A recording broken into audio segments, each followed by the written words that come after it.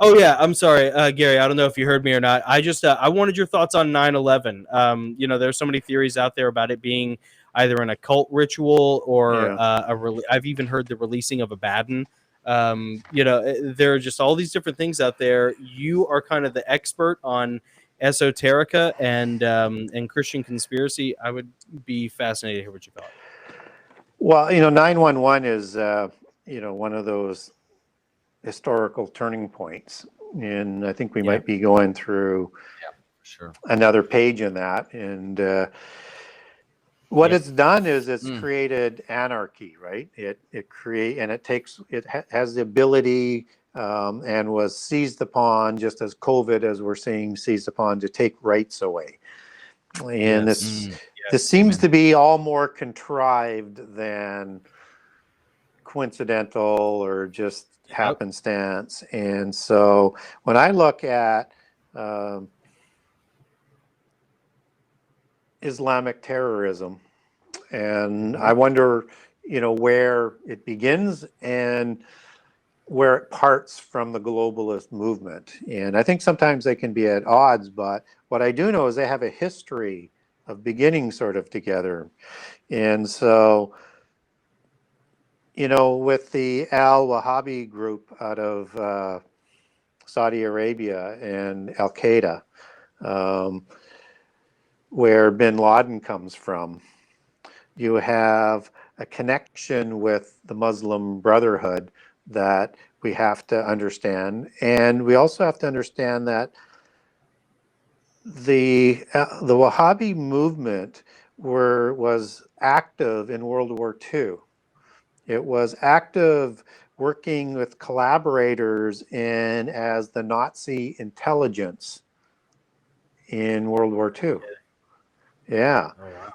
And then after World War II, the Muslim Brotherhood went to Saudi Arabia and kind of merged into that group, as part of that group, as an extension of that group, and then back out with sort of a kind of a renewed focus. And this is the group that then becomes funded by a fellow by the name of Alan Dulles after World War II. Yeah. And he is CIA leader. Now understand that George Bush Sr. Was CIA, and that his father was was kind of instrumental in forming the CIA as well. So you start to get some connections here. And then in Osama bin Laden comes along, and he's educated with the Wasabi group, and he becomes a student of the Muslim Brotherhood, and he becomes a favored student, a future leader that they're going to be teaching the finer arts of fascism to, left-wing fascism, even though he's coming from the right, and Nazism, just as the Wahhabi collaborated with the Nazis. And then in 1979, George Bush Sr., he, as CIA director, he hires bin Laden and Al-Qaeda, not that they're known as Al-Qaeda back then, to fight the Russians in Afghanistan. Yeah, Rambo. So they fund them again. Yeah. And then coincidentally, so whether there's a falling apart or whatever, or they're part of creating this global anarchy, you have 9/11 when George Bush Jr. comes to office. Yeah. So you have this Bush sort of connection, and the CIA like cleaning up their mess. Almost. And then you have all of these Saudis who are supplied transportation out of the country at the time. Yeah. Right? Yeah. And there's no reason given to us as to why, other they don't have any connection, but we find out later that they have connections, family members within the Wahhabi movement. And the Saudis are not properly investigated by the FBI. We're starting to get some things that are now coming out about that from the FBI.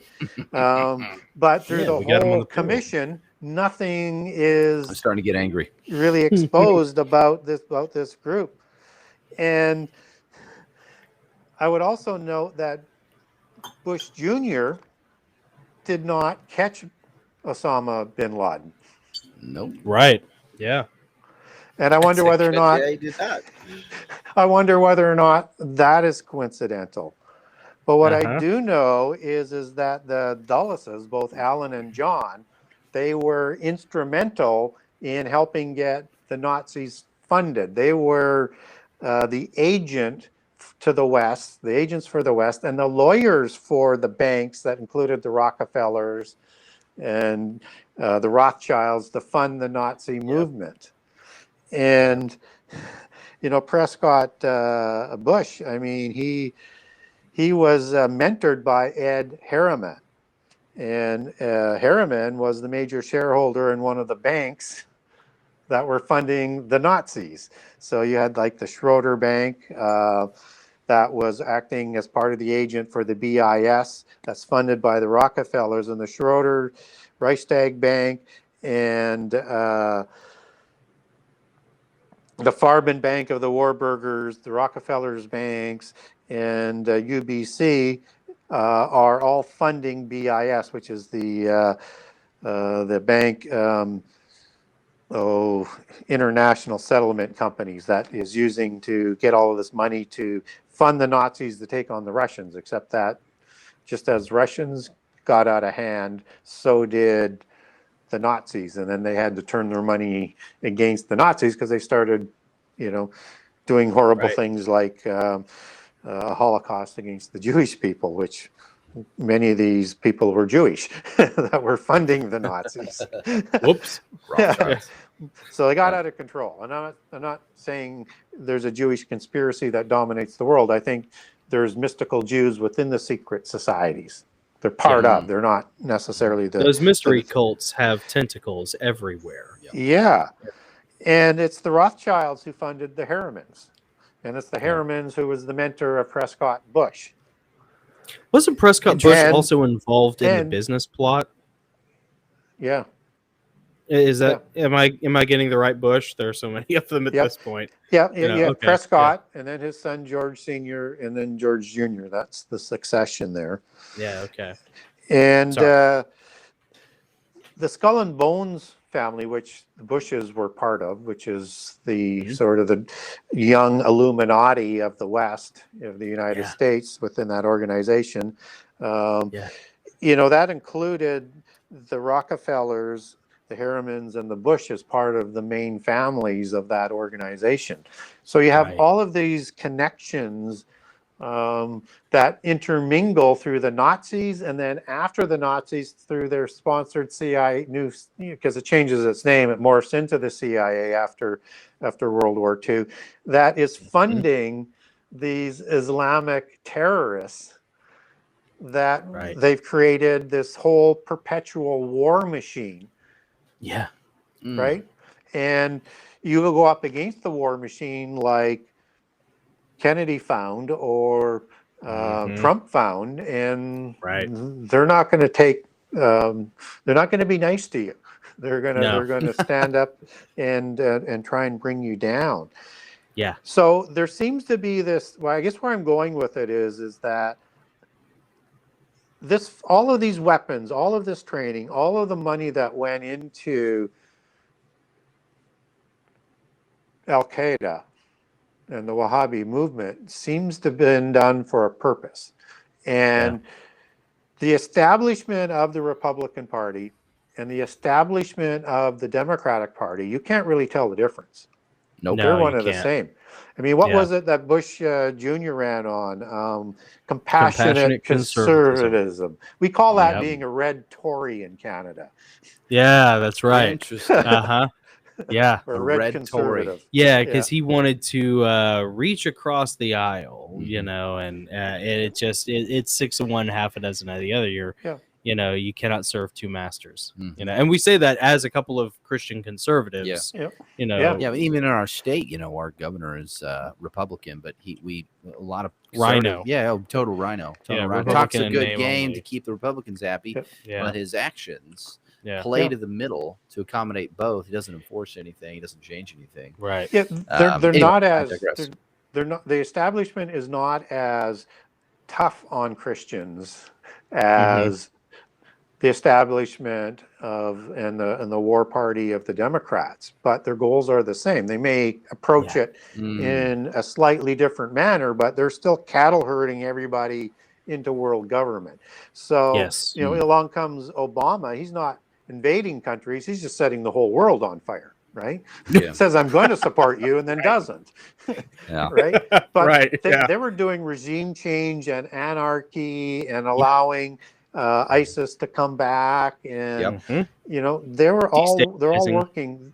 Yeah, if people just take a step back and look at who the globalists are, they're the ones that are always funding and sponsoring or saying we have to destroy them, which they never do, so that they can create perpetual war and anarchy to try and bring about this globalist government that seems to be their only focus and their only loyalty. Yeah. So, I mean, I You will probably own nothing wouldn't and be happy. Yeah, I probably, as a, you know, I'm Canadian, so I couldn't have voted. I wouldn't have voted for Trump on the first go around because I wasn't convinced he was conservative. I thought he was just a Democrat who couldn't run with the Democrats. Sure. And a lot of his policies, you know, are a little bit more left leaning, but he also did a lot of conservative things, and he did a lot of good things for Christians. So in the last election, I would have voted for the independents in the first election because I couldn't vote for Clinton based on her track record. And You but don't in want to this vote last for the go around, adrenochrome drinker? The adrenochrome drinker. Yeah, you don't want to vote for the adrenochrome The drinker? Belle of Benghazi. all that, that Yeah, terrific sorry, track Gary. record, But in the last election, I would have voted for Trump if I was an American because of the overt evil that rose up against Trump. Right. And all over the world, the beast, Yeah. the beast system, the swamp that he uncovered, and he exposed them for what they were, and that they were going to win and get rid of him in the election at all costs. Yeah, they really were, and the whole system turned against him. Yeah, and now we have a catastrophe and a global calamity that is going on that has just started to begun. Yeah. And it's all designed to weaken the U.S. It is. So that they have equal partners in the whole globalist state. The trouble is what they forget is you have rival bloodlines across the world, and Putin is not going to take a lower role. He's not against the New World Order. He just wants a larger role and a larger empire for Russia. Same with the president of China, Xi. And by the way, both of those have bloodlines, these leaders. Oh, interesting. Okay. Yeah.